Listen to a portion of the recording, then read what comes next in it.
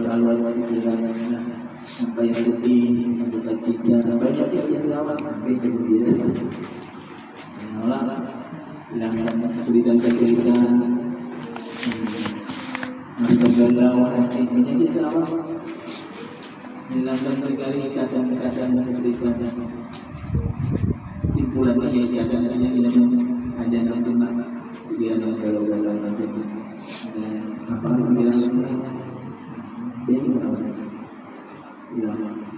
dan bersabda yang barang siapa berselawat atasku 100 kali saya ditunaikan bagi 100 sujud 30 daripadanya dalam dunia dan yang tinggalnya di dalam akhirat. Jadi selebihnya untuk di negeri akhirat. Selawat. Walau Abu Sufyan karena dia muslimun pada nafsi falamma mata ra'aytu fil manam wa huwa bidai salam faqultu law limanilka hadhihi manzilah qala adarru bi zikri fasaqul hadis yarwi min Rasulillah sallallahu alaihi wasallam annahu man shalla alaihi wa rafa'a sawtahu biha wajabat lahu jannah ورفع الحديث صوته بسنة النبي صلى الله عليه وسلم ورفعه الصوت معه ويميل القول lalu فغفر له بذلك الذنوب yang artinya dan dikayatkan diceritakan dikisahkan orang telah berkata setengah daripada ahli tasawuf orang sufi diceritakan adalah bagiku jarun jadi tetangga. Aku di sini ada mempunyai tetangga yang melampau atas dirinya dengan maksiat yang berbeda hanya penuh dengan maksiat saja. Tidak ada sehari-hari dengan maksiat saja. Hanya untuk melampau ini hanya bulannya penuh dengan maksiat. Tidak ada mengetahui yang tengah hari yang ia daripadanya daripada kemarin. Daripada bersangkutan pada mabuk, sampai dia sendiri lupa apa yang dilakukannya dalam luar biasa bacaan mabuk. Hari ini apa yang memberi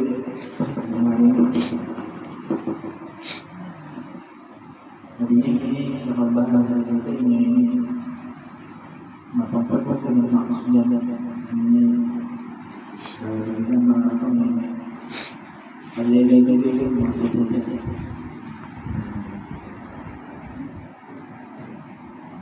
melampau batas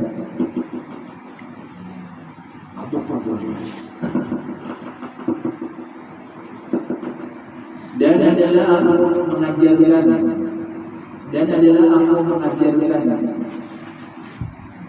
ujian ini bisa ahli tasawuf dan adalah aku ajarkan dan aku nasihatkan akan dia maka dia ada terima ya lalu inti dari sini dari orang sufi dari supaya bertobat supaya ininya beribadah nasihatnya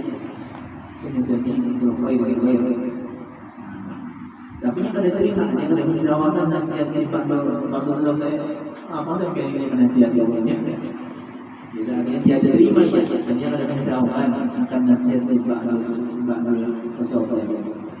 Lah aku menerima ada perbandingan ada kakinya yang inilah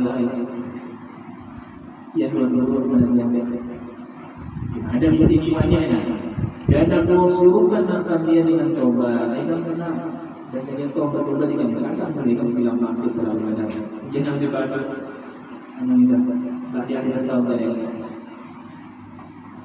dan tiada yang bertobat pada aku bertobat ada mau bertobat maka tatkala mati ya meninggal zamannya orang maksiat sekali meninggal orang maksiat sekali dari dia ada tempat lain lah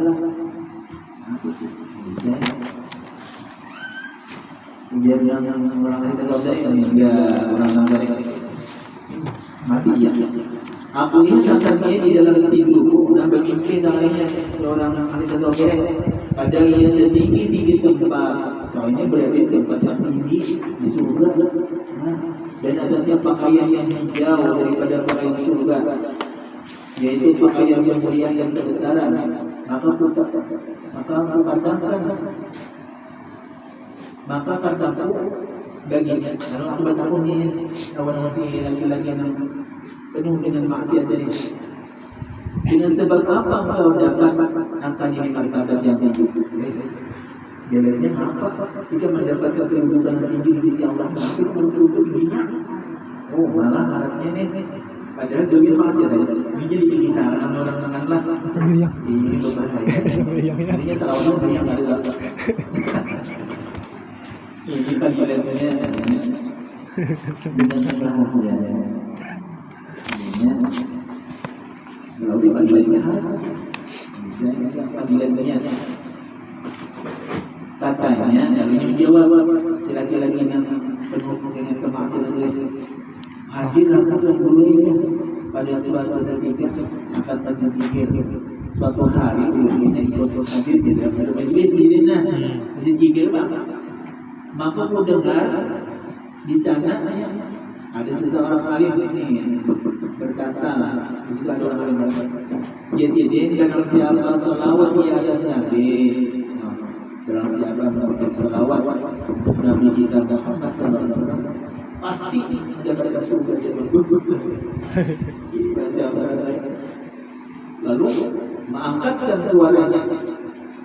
Jadi si tadi kepala majelis tadi mengangkatkan suaranya. Ayo Allahumma sama-sama kita hadir di sini mengucapkan salawat. Ada junjungan Nabi kita Muhammad menyari bulan. Ya Allah, menyuruh nih, yuk kita bicara aja selawat. Jadi guru Nabi Majelis tadi, udah dia mimpi mengisahkan, yang mimpi mengisahkan bakal ahli tasawuf tadi, 40 ya. Aja selawat di majelis dia dia.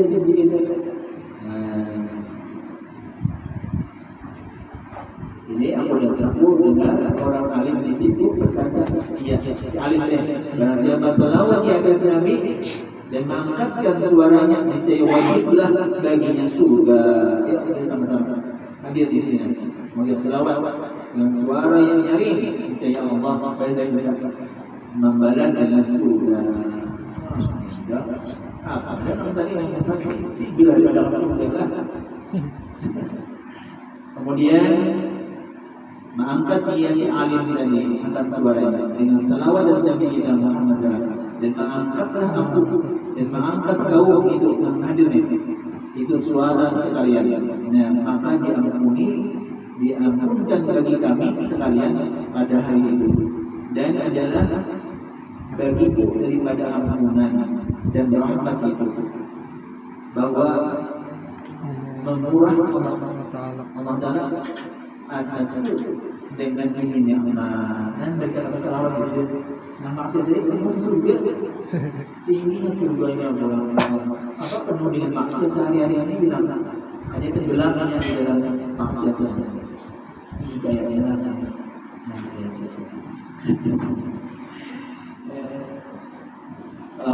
salawat.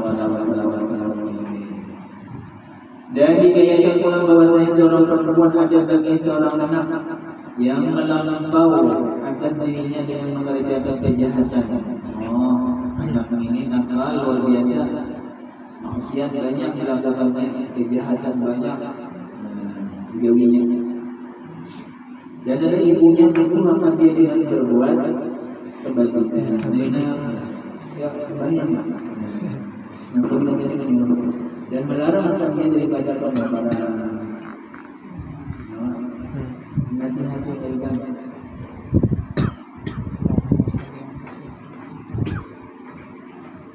Dan bermula qada dan qadar itu mengarasi adanya dengan kejahatan, maka mati dalam demikian itu dengan ketiadaan tobat.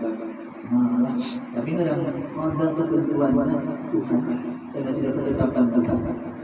Jadi ketika rasul itu ada dengan kejahatan tadi, karena kalau bisa tobat maka matinya dalam demikian itu maksiat tadi dengan ketiadaan tobat. Jadi salah satu maka juga kita lah ibunya sakit hati dan dari bisa tobat karena demikian karena itu maksiat tadi.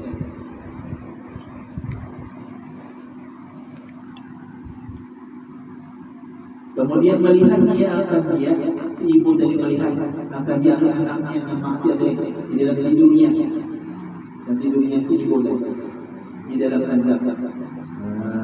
Disiksa jelas, maka bertambahlah dukanya, sakit hatinya si ibu. Maka terkadang kemudian jadi pada suatu masa, pada suatu ketika, ini beberapa hari kan, melihat yang si ibu akan di dalam kelakuan yang elok.